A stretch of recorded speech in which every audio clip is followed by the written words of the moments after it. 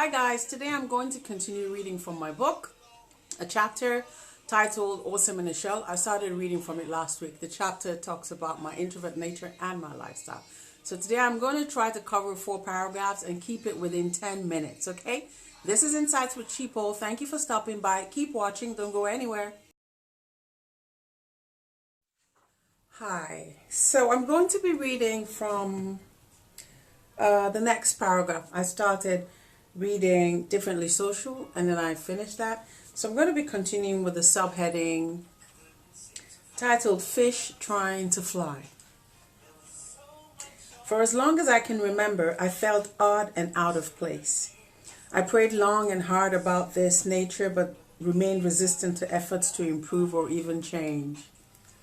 I even psychoanalyzed myself to determine if it stemmed from some sort of trauma I might have suffered in the past and suppressed, which was now expressing itself in my aversion to being around people for too long.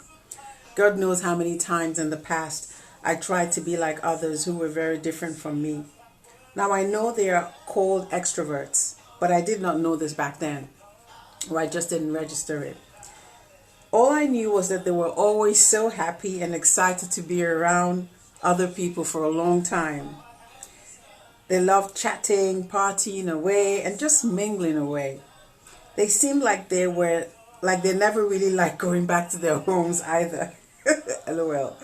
I really did not understand how anyone would prefer being out all the time to the peace and quiet of their home. Anyway, I always felt like the odd one out, or rather, I was made to feel like the odd one out because I just could not interact like they did. So I tried to fit in. I tried hard and I failed hard too. It was totally embarrassing and left me psychologically scarred a little, to be honest.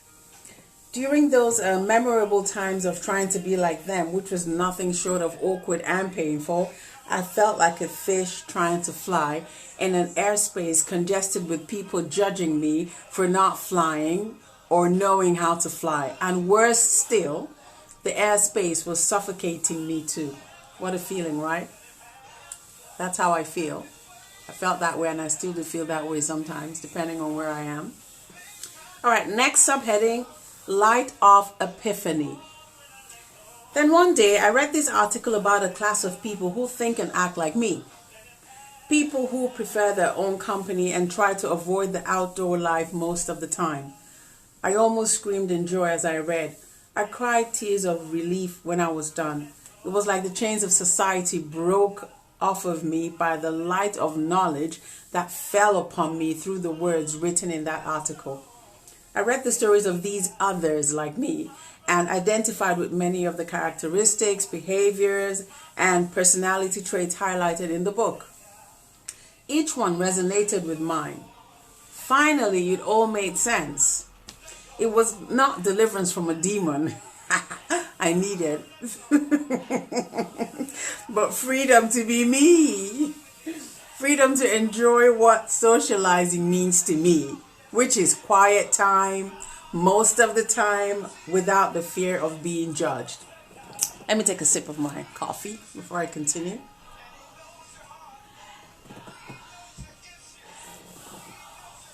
Okay, so the next subheading is the freedom feel.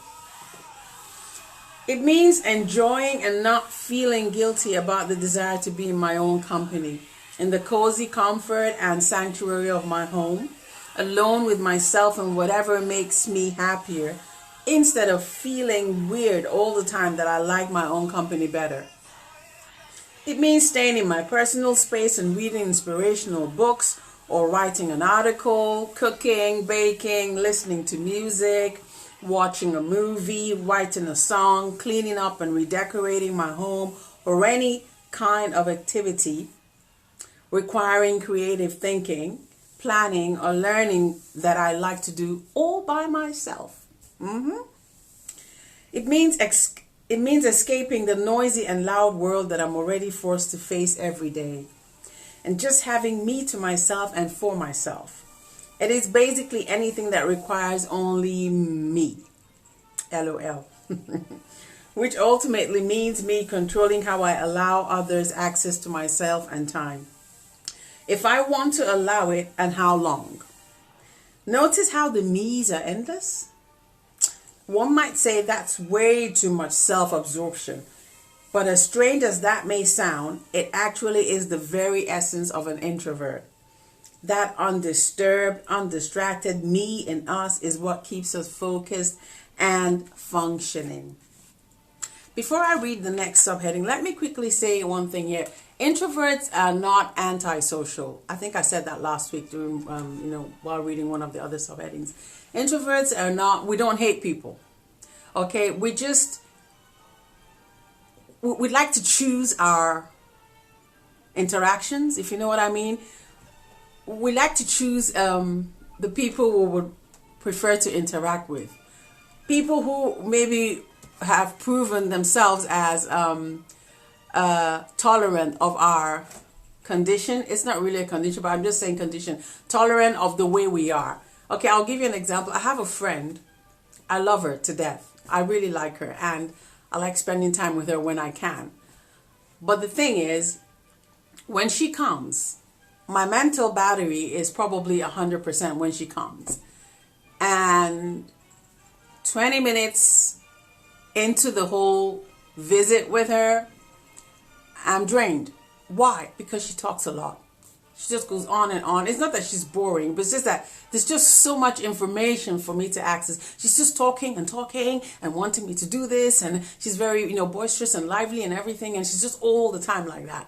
Well, we don't get to meet up very often, but when we do, that's how I feel. So anytime she wants to stop by, I don't really want her to come. Well, I try to fit her in for a day when I know that I can manage her that day. Where I know I don't have other things I need to do or other things that will require me to stay fully alert and in charge. Because whenever she's around, after she's gone, it takes me a while to really, reboot and recharge myself up again. So I try to fit her in on a day that I know that I won't really suffer too much after she's gone, Does she know? I think if she knows that I'm an introvert and she knows some of the peculiarities of an introvert, she would know how I feel towards her.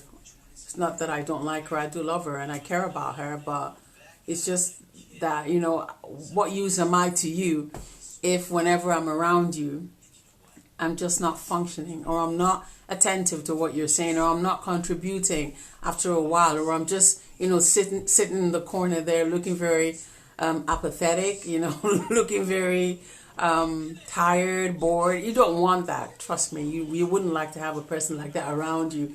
So that's just what happens to me. Okay, so that's why I needed to get that out of the way. We don't hate people. If we schedule a visit with you or schedule an appointment with you, we want to make sure that it's going to be worth it for you and worth it for us. So we'll do it in a way that you are going to enjoy it and we are going to enjoy it. So I don't want to waste it, because for me, interaction is very expensive. Yeah, because it requires a lot of mental work for me. Oh God, I have just less than 1 minute. I said I want to keep this to 10 minutes, isn't it? I don't think I can continue reading. Gosh. The freedom feel. I just read that, didn't I? Yeah. Okay, what I'm going to do is, let me just read my kind of unique quickly. I'll see if I can fit that in. So next subheading, my kind of unique. My social life consists of my inner life, my family, close friends, and anything that will not take away from my solitude. I do not charge up from meetups like others do. I just said that now. I charge up during my moments of solitude, okay? Some of the basic features of most introverts, including myself, are that we do not like to call people or return calls. In my case, if I did return your calls in the past, it was only because you guilt tripped me into wanting to improve on my apathetic communication skills, and so to prove that I was making an effort to improve and to absolve myself of all guilt, I would call you back. This was actually the only reason I would call anyone back after I received a tongue lashing. I handle it better these days, though. I don't call at all, and I make you understand why ahead of time. Most of my nearest and dearest friends have come to accept me the way I am and do not insist on these mundane things any longer. Okay, guys, this is the book. You can see it, yeah? And I'm going to stop there for today. This was part 2, so I'm going to come back again with part 3. And if you like hearing me read, let me know. I don't get any comments anyway, but hey, just let me know. Give me a sign of life, all right? Thank you for listening today. I'm going to go back to my cup of coffee, and I'll see you at my next video. God bless you. Thank you for listening, and have a good day. Bye.